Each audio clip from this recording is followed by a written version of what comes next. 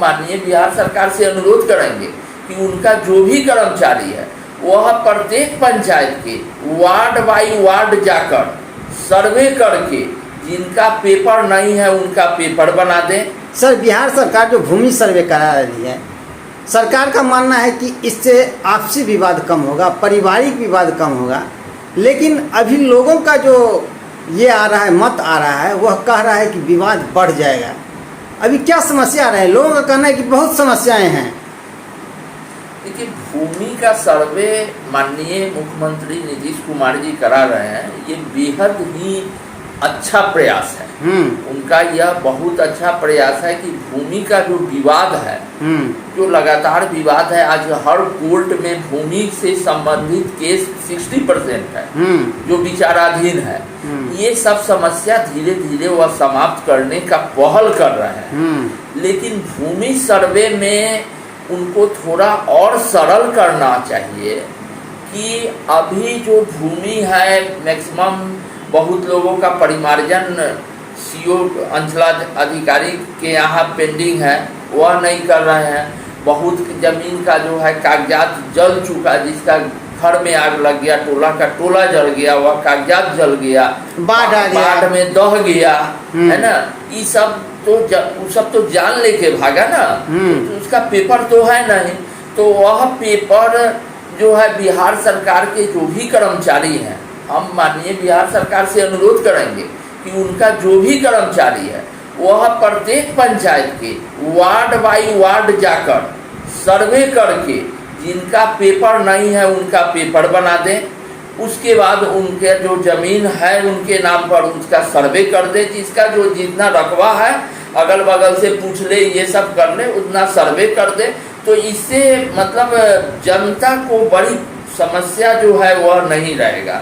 नहीं तो अभी स्थिति ये है कि सारा लोग जो है रिकॉर्ड रूम में जा रहा है, रिकॉर्ड रूम में मनमानी चल रहा है, कहाँ किसको कौन रोक रहा है। सुन रहे हैं कि वहाँ घुसखोरी भी, दलाल भी हावी है। अब घुसखोरी दलाली क्या है, ये तो कोई नया चीज है नहीं। अब ज्यादा काम का लोड बढ़ता है तो कर्मचारी भी सोच रहा है, लालच में आए।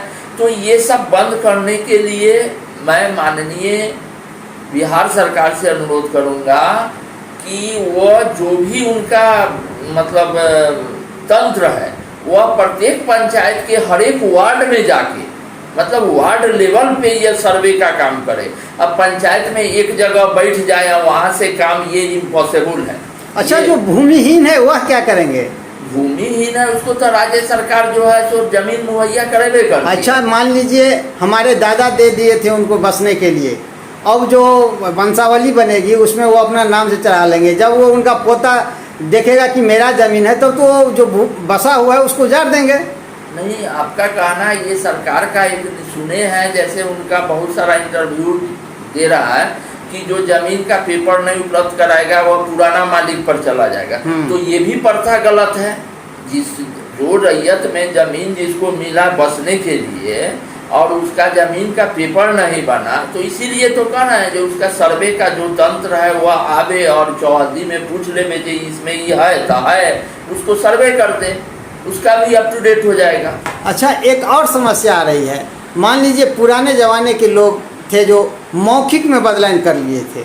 मान लीजिए NH किनारे ज़मीन है, वो अभी मान लीजिए 14 लाख रुपये कट्ठा है, और बदलाव जो किए थे अभी उसका कीमत 4 लाख रुपये कट्ठा है। तो मौखिक तो अब चलेगा नहीं, लिखित चलेगा, तो ये तो विवाद में हो जाएगी। हाँ, ये तो विवाद का कारण है, लेकिन अब चूंकि इसी बार बार हम एक ही बात कर रहे हैं, जो इसी का है कि उस समय जो दादा कर गए, परदादा कर गए, तो फिर वह कब्जा के हिसाब से सर्वे होगा। तो कब्जा के हिसाब से जब सर्वे सरकार का करेंगे, जब सब कब्जा का हिसाब से करेंगे तो वह 14 लाख हो या 24 लाख हो या 4 लाख हो, वह मतलब नहीं रखता है। इसके लिए गवर्नमेंट का हर अंग को जाना होगा, स्पॉट वेरिफिकेशन करना होगा। नहीं तो ये तो विवाद का जड़ हो जाएगा ना। वो जो 14 लाख का है जो बदलाव किए थे वो कहेंगे ना ये तो मेरे जमीन है, मेरे कागजात नाम से है। कागजात नाम से है, लेकिन कब्जा के हिसाब से भी तो बोल रहे हैं ना कि नहीं, यहाँ तो मौखिक चलेगा नहीं, कागजात पे चलेगा ना काम। नहीं, जैसे मान के चलिए कि बाढ़ में दह गया, आग में जल गया जिसका कागजात, तो वो भी तो मौखिक आ गया। तो कब्जा के हिसाब से पेपर बनाने का प्रयास होना चाहिए, समझे। इसमें जिसका जितना दिन का कब्जा है उस हिसाब से उसको करके, अच्छा बंसावली में एक नहीं तो फिर वो अपना अपना रजिस्ट्री करावे, दूसरा तो कोई विकल्प है नहीं। अच्छा वही ना, तो अब आगे उसी पर आप रजिस्ट्री अपना अपना कराएं, तो अब रजिस्ट्री तो कराएगा नहीं, काहे कि बाबा बदलान कर लिए थे, तो कब्जा के हिसाब से सर्वे होगा, तब तो दोनों में विवाद बढ़ेगा। हाँ, तो कब्जा के हिसाब से सर्वे होगा, मेरा मानना है कि कब्जा के हिसाब से सर्वे। तब तो नीतीश कुमार जी विवाद को बढ़ा रहे हैं, नहीं घटाने के बदले। देखिए, जो काम होता है उसमें अगर मान लीजिए 90% मेरिट है तो 10% डिमेरिट भी है, ऐसा नहीं है कि 100% सब सही हो जाता है।